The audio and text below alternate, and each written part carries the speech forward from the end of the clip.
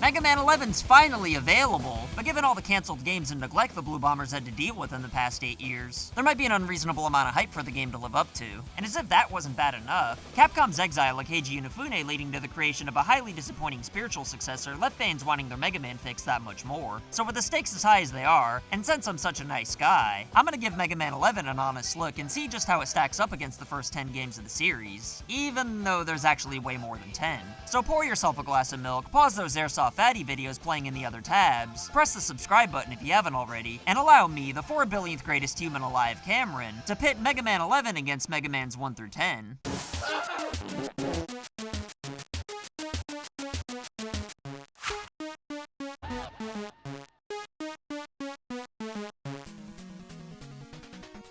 Whether it be for games, movies, books, TV shows, or whatever, it's hard to compare franchise revivals with their originals while keeping both nostalgia as well as hype from interfering in your judgment. And I know for a lot of people out there, Mega Man 11 probably isn't that important, but it's a big deal to me, and judging by the new animated series and announcement of a live-action movie, I don't think I'm the only one that hopes that Mega Man 11 isn't just a cash grab, but a quality addition to the series with heart and soul put into it. But as evidenced by Mighty No. 9's goofy ass, we know Capcom didn't lose anything essential to create a good Mega Man game, like how Metal Gear's almost certainly dead thanks to Konami losing Hideo Kojima. Sorry, Inafune, hope we're still cool after this. With all that being said though, I feel like the very first thing that needs to be addressed with Mega Man 11 is the thing that most fans notice first, which would be the new cel-shaded graphical style. And even though I absolutely loved it when Mega Man 9 returned to its 8-bit roots, the fact of the matter is that that's just not very cool to do anymore, seeing as how way too many devs jumped on that bandwagon. Don't get me wrong, there's some great 8-bit indie games out there, and there are a few cases where the devs really couldn't afford more, or just genuinely wanted a retro feel. But more often than not, 8-bit graphics in 2018 is just a way to be cheap and or lazy. So even though the Mega Man series was the first one that I know of to go back to the retro style, I'm glad Capcom was smart enough to realize it's time to move on from the past, not only by upping the graphics for Mega Man 11, but by going above and beyond to create something that looks special. Because even though I initially liked the cel-shaded look, the more I played the game, the prettier I thought it was. Capcom could have just as easily given us a modern graphical style much like Mega Man 7 and 8, and there'd have been no good reason to complain. But in my opinion, this new cel-shaded style, which I know wasn't invented here, made me realize why 7 and 8 just didn't feel as charming.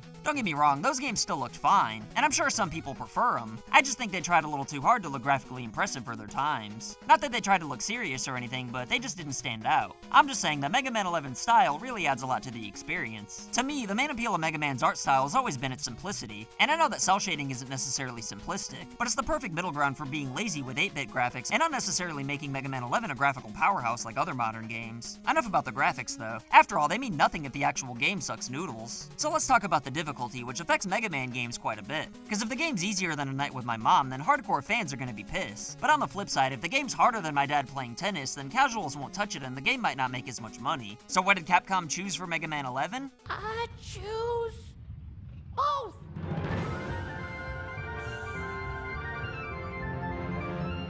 The difficulty system in this game's kinda complicated, not just because there's 4 different settings, but because I don't really know what the true difficulty's supposed to be. Like, is normal the Mega Man 2's normal, where it's actually easy and superhero mode's the real game? Or is normal how the game's supposed to be played, with superhero being for crazy speedrunners who can beat the entire series in like 4 minutes? Well, as someone who's beaten every Mega Man game to date multiple times, I chose normal at first and got milked quite a bit. But the main reason for this is because I was stubbornly avoiding using the new gear system, which I initially thought was something like the power badges in Yoshi's Woolly World for the 4 people out there who know what I'm talking about. Activating these gears temporarily allows you to either slow down time or power your attacks up. And if your health's low enough, you could use both gears at once for a final charge shot, which is your most powerful attack in the game. However, using this attack leaves you incredibly vulnerable for a good while by only allowing you to fire 1 shot at a time. So if you use this last-ditch effort, then you'd better hope it gets you out of the pickle you were trapped inside of. As powerful as the new gear transformations are, though, I certainly don't think using them's cheating, since the game was clearly designed with using these in mind. It's definitely feasible to beat the game without them, but unless you're some kind of tough guy, just go ahead and use them because they really do enhance the game. Besides, you unlock in-game achievements for using them as well, proving that it's not hand-holding. However, the confusion over how much helps too much doesn't end there, because much like previous games, you could use bolts to buy items and upgrade chips from Dr. Light and Otto. But even though the shop's way better than ever, most of the chips I got weren't bought with a clear conscience. Like, obviously, the energy balancer just makes the game more convenient since it lets you stop changing special weapons every time you want to replenish their energy, but things start to get muddy with the auto-charge chip, chip that, as the name suggests, lets you charge the Buster up without having to hold the shoot button. Like, is part of the challenge to remember to charge, or is this a luxury I'm supposed to welcome? I'd have considered not using this chip at all if it wasn't for the fact that letting go of your charge shot before a boss battle officially begins didn't cancel it out. I'm not gonna go over every single chip in detail, but at the end of the day, I think if you've earned these upgrades within the game, then you deserve to use them. I mean, there's no shame in using the upgrades in Mega Man X after all, and even if it is hand-holding or cheating to some people, who cares? Who cares? I don't care. After beating the game on normal and currently being in the middle of a playthrough on superhero mode, I'd wager that unlike Mega Man 2, normal actually means normal, since enemies don't drop anything besides bolts on superhero mode to prevent farming. And if you want to use the gears, then go ahead and don't feel bad about it even if some pretentious butthole tells you you're cheating. Don't get me wrong, I love a good challenge and think it's great when people play games in the hardest ways possible, but I don't think there's anything wrong with people playing on normal or even newcomer if they want. Because being good at a game's cool, but it doesn't make you cool. And if you're having fun, then that's all that matters. With that being said though, I think the most fun to be had in this game is playing at whatever difficulty requires the most effort from you. So don't cheat yourself of a fun time by sandbagging it, because Mega Man 11's incredible. Literally every single stage is fun as hell and feels different from the rest. Plus, unlike the one big flaw of the older games, there's no cheap bullshit anywhere present in this game, and if you die, it's 100% your fault. You still have to be quick on your feet, but it is still theoretically possible to beat this game on your first try without dying. And along with the level design hitting it out of the park, the Robot Master battles are as good as ever, but they also use special gears like you do about halfway through the fights to keep things interesting. Plus, every special weapon's useful and fun to use without a single dud in the bunch. And to go the extra mile, changing special weapons doesn't just change the color of your outfit anymore, but changes the entire outfit itself. Which is actually the one good idea about Mighty No. 9 that Capcom stole that surely has Keiji Inafune rolling over in his grave. But one of the best new additions to the game's having the ability to change your special weapons easier than ever, thanks to the series' is overdue but welcome use of modern gaming controllers. Along with that improvement though, this game did so many little things to improve the formula that really go a long way. Acquiring a new weapon's cooler than ever, as well as just about every other menu in general. The drills from Mega Man 2 make a small cameo as adults. Giving Rush's Zone assigned buttons is 1,000 times better than changing weapons entirely. The screen no longer freezes when you replenish health or weapon energy, and whenever you beat a boss, the My Hero Academia commercial break noise plays.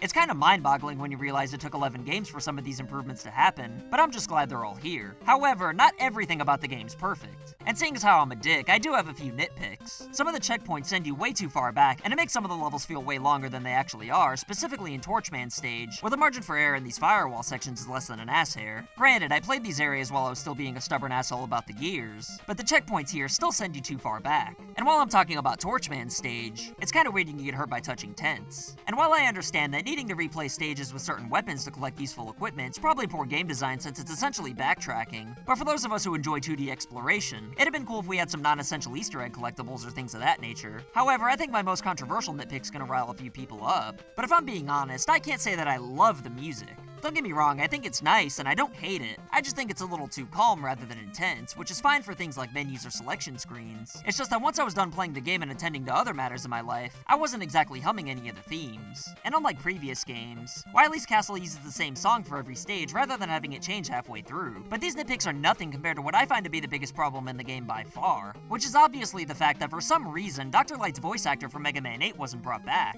Recover all the energy immediately, Mega Man. Stop being a dick! Going back to Wily's Castle though, I'm glad there wasn't a secret extra final level like in other games, because it was cool the first time they did it, but if you're gonna lie to the player in every game about how much longer they have till the end, then why even show us the castle screen in the first place? Admittedly, it felt a little anticlimactic when I beat all 3 of Wily's forms one time and it really was the end of the game, but that's only because I've been conditioned to expect more, and unfortunately for Mega Man 11, this is the game that had to be anticlimactic for our expectations to properly be reset. You'd think that I'd want to be surprised with more since I love Mega Man, but part of why I love Mega Man is that the games are short but sweet.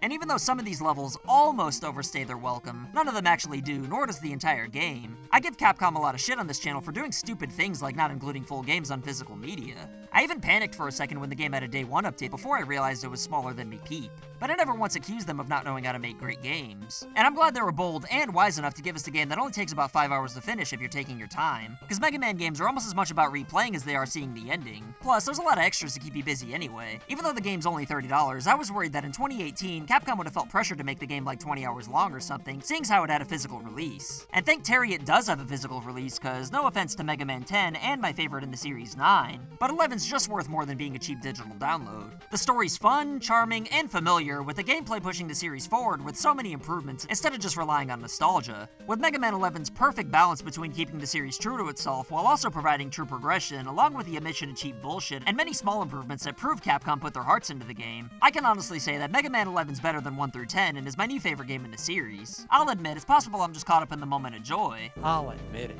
And maybe I should wait a little while before saying it's my favorite in the series, but I honestly don't think I'll change my mind. Even if I do though, I'm just glad that Mega Man's back and better than ever. I'm optimistic that Capcom's not gonna make us wait too long before Mega Man 12 that'll hopefully have Proto Man, but if they really want to go the extra mile, then a Mega Man X9 would be great too. Regardless of how long these wishes may take to come true, which I'd imagine they will, Mega Man 11 just goes to show that gaming in 2018 is better than ever. Not because classic 2D gaming's the best or anything like that, but because not only do we have all these amazing, massive, and realistic games with crazy adventures, but most of the kinds of games from the past that were great for different reasons are not only still being made, but in my opinion, they're better than ever. What do you think about Mega Man 11 though? Do you think it's the best in the series? Am I a piece of shit for making such a bold claim so soon? Or have you not played it yet? Let me know in the comments below, and as always, I'll pin whatever I find most entertaining or intriguing. Don't forget to like and share this video to help this channel grow. Subscribe if you're a Mega Man or woman yourself. And thanks to every single badass who supports this channel on Patreon for silly rewards. My name's Cameron, and I'll see you next time. So I want to say thank you to your loyalty, thank you for your support.